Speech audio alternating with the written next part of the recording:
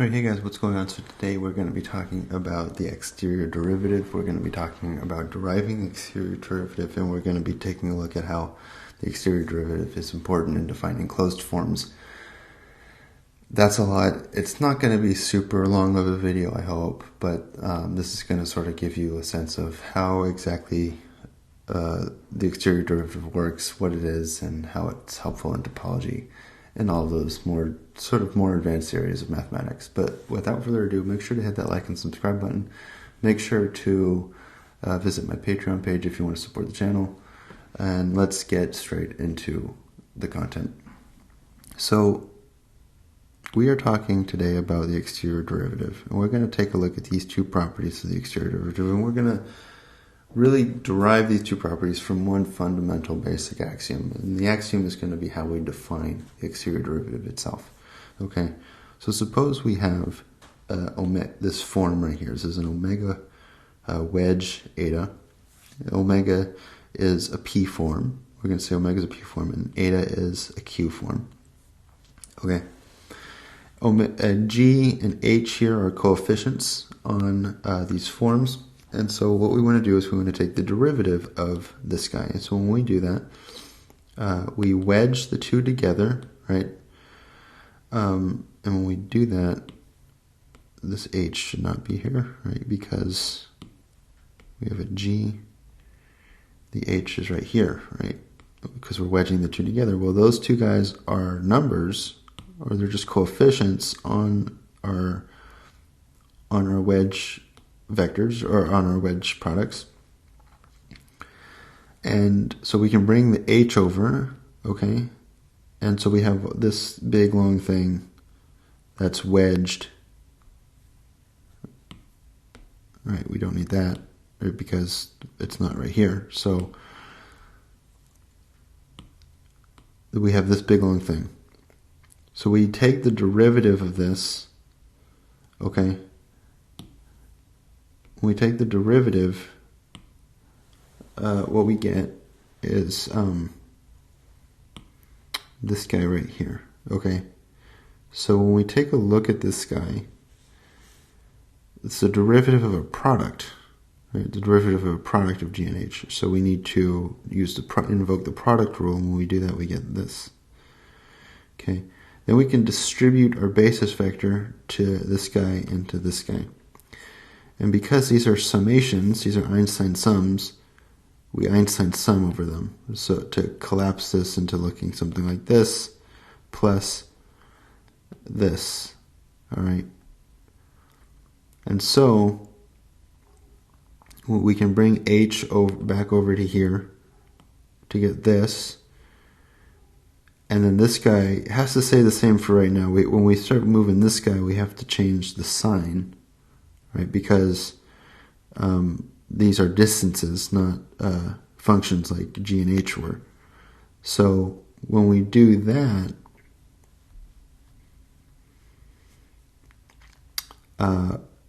so here I just copied it, right?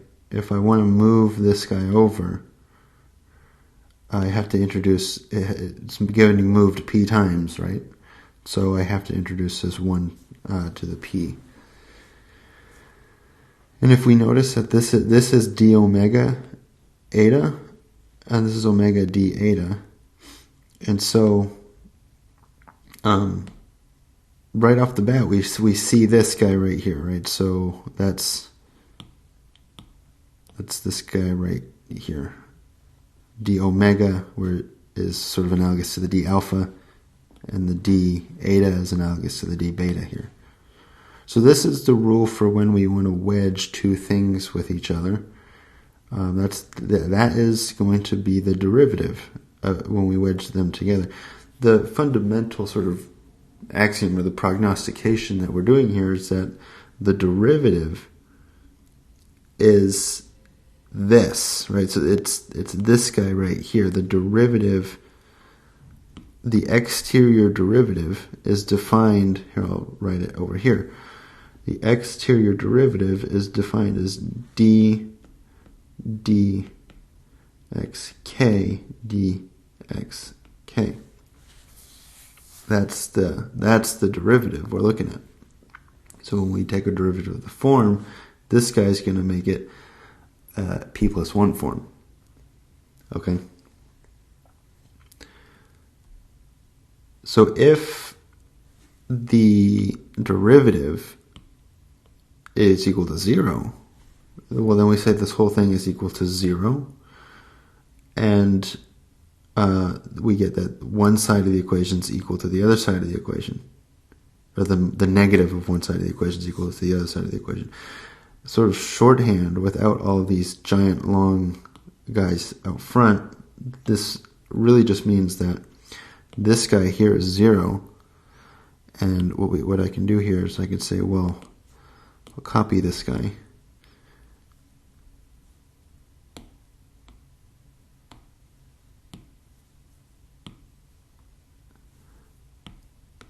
I want to erase that guy. That's what happens when d of alpha wedge beta equals 0. So if, I'll put the if right here, if that equals 0, then we have this to be the case right here. Okay, so we define a p, right? So again, p is the wedge, or is the underlying vector space of alpha, right? Because the negative one comes into this guy right here, right? So when we move the dh over, we move it over p times. So alpha defines what p is, not beta. Okay, so say alpha was, I don't know, a 2 form. If alpha was a 2 form, then d alpha beta is equal to alpha wedge d beta. Okay, if it was a 3 form, then this would be a minus sign. Okay, and it's just, we sort of see that now. Okay, and this is called a closed form, right? A closed form. Really, when we look at this, we have these two guys are derivatives. These two guys are not. This sort of idea here defines a closed form, okay? So this here is a closed form if its derivative is 0, okay? And when the derivative is 0, we can use this relationship to calculate all the components, okay? This will be important when we start talking about topology and homology, right? So homology is going to take a look at the difference between closed forms and exact forms, right? If that's something you're not too familiar with, don't get too worried about it, because we're not going to talk about it right now. Suppose now we're dealing with just our p form, okay? And we want to take the derivative. When we take the derivative, again, this is the exterior derivative. Okay, we're now in a p plus 1 form. And when we take a second derivative, we get this guy, right? We're summing over L and K, right? Because these are Einstein sums. So we have L and K here, L and K. Well, we want to remember that we don't want to account for, or we need to account for that double counting, right? Because of the antisymmetry.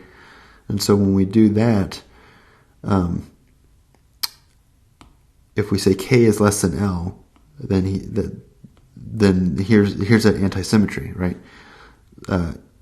L and K, K and L, L and K, okay? But since G is just a function,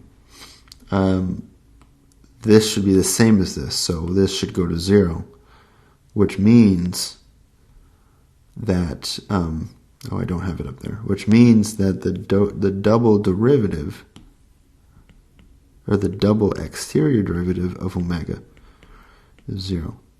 And this, okay, so we've just proven this now. We've just shown this guy right here. That's our second property to our exterior derivative. And so we want to step back now and we want to take a look at exactly what this derivative does. Okay, so recall that our covariant derivative added an extra component to it. It added that covariant component to it, right? So we went from a rank. So suppose we started with a rank NK form. Not form, right? This was a rank NK tensor. And what our covariant derivative does is it takes us to a k plus 1 tensor, a rank n k plus 1 tensor, where it increases the value of our or the number of covariant derivative components that we have. So and similarly, the d, the exterior derivative, adds a form component. So we would go from a p to a p plus 1 form. So in one case, the covariant derivative, that took us from a rank nk to a rank n k plus 1 form, or not form, right? I keep on talking about forms because I'm talking about forms. This was tensors, right? These are tensors. These guys are forms. And the derivatives add an extra component to them. If we think back now to our long days in algebra, back to the good old days where things were not quite as difficult as tensor calculus, this is almost analogous to what a derivative actually does. Because if we take a look here, when we take a derivative of, say, a second degree polynomial, we go to a degree minus 1 polynomial, right? So again, the derivative takes that exponent forward and reduces the degree of the polynomial. This is analogous. It's not the same thing as, it's not the same thing as adding a form component or adding a covariant component, but it's analogous, right? The idea is we go from one object to a completely different object in some sense, right? And here we're going from a function, right? A function that looks maybe something like this to, right? This is really just a line, right? This is a line somewhere.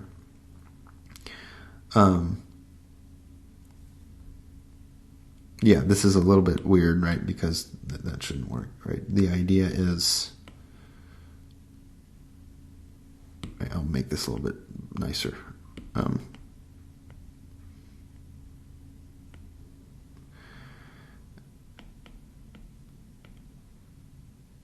Something that looks like that, right? Because, so this is a curve, a parabola.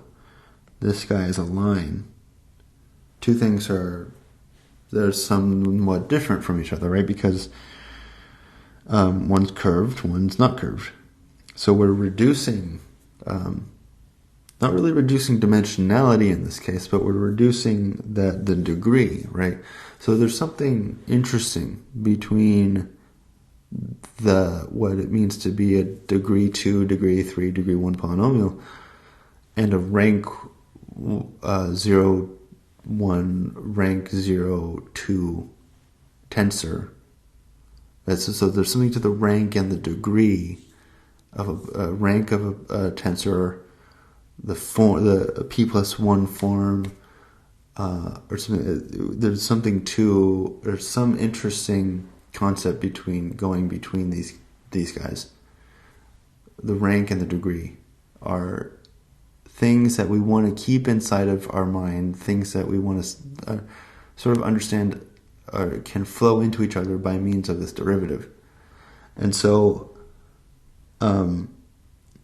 that's really the take-home point that I want to give here, right? My whole thing here is I want to go over this advanced stuff, but I want to relate it to stuff that you've probably come by in your standard algebra course or your standard linear algebra courses as well.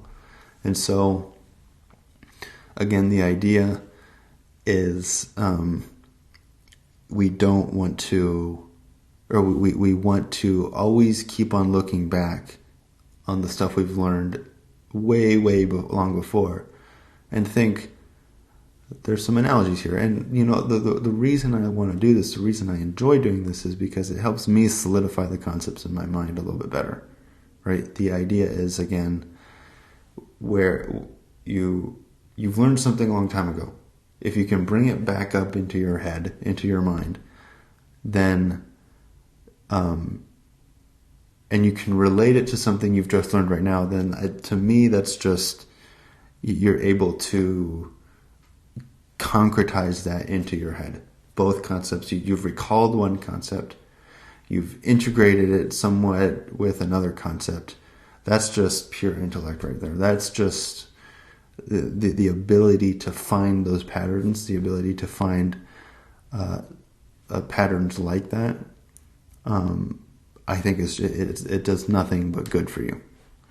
And so when I came across this idea of there being somewhat of an analogy between degree of a polynomial and rank of a tensor or rank of a form, that to me just seemed that seems deep, right? That seems to me like derivatives are more than just what we've sort of thought them to be. They aren't just things that tell us rates of change. They're things that derivatives are maps between two fundamental different types of objects. And yeah. So with that being said, this is somewhat of a shorter video than my last two. Again, I hope you like this kind of content. Make sure to hit that like and subscribe button. Make sure to go into my Patreon page if you want to support the channel. Again, my Patreon page was a place where I really wanted to expand. I really wanted to create product for you guys so that you can take a look at summary sheets. I still want to do that, but things are going to change now on my Patreon page. I'm going to be charging really just $1 now, because I like the idea of spreading knowledge to all of you guys who are interested in this kind of stuff for free. Okay, the $1 thing on Patreon is really, I'm gonna put exclusive content on there, but I don't want it to be expensive, right? If you guys are really into wanting that kind of stuff, you shouldn't have to really pay for it, right? You shouldn't. Knowledge is something that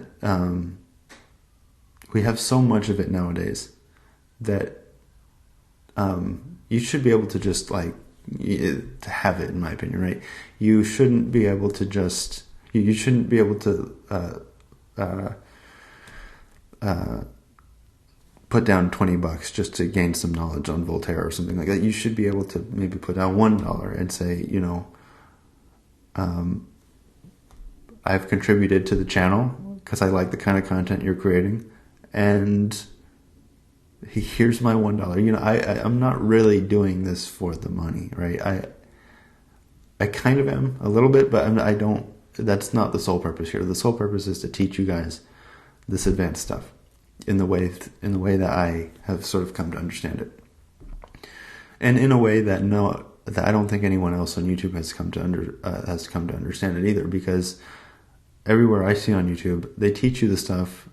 They teach you general stuff. They teach you general chemistry, general biology, and all this kind of stuff. They don't give you advanced stuff, though, right? And I feel like we should. I feel like if you want to excel in an area that you're interested in, then you can't be exposed to just general chemistry. You can't be exposed to just general algebra. You have to be exposed to the kinds of things that we as humanity have sort of put there right? Advanced thermodynamics, advanced physics, particle physics, general relativity, all this kind of stuff.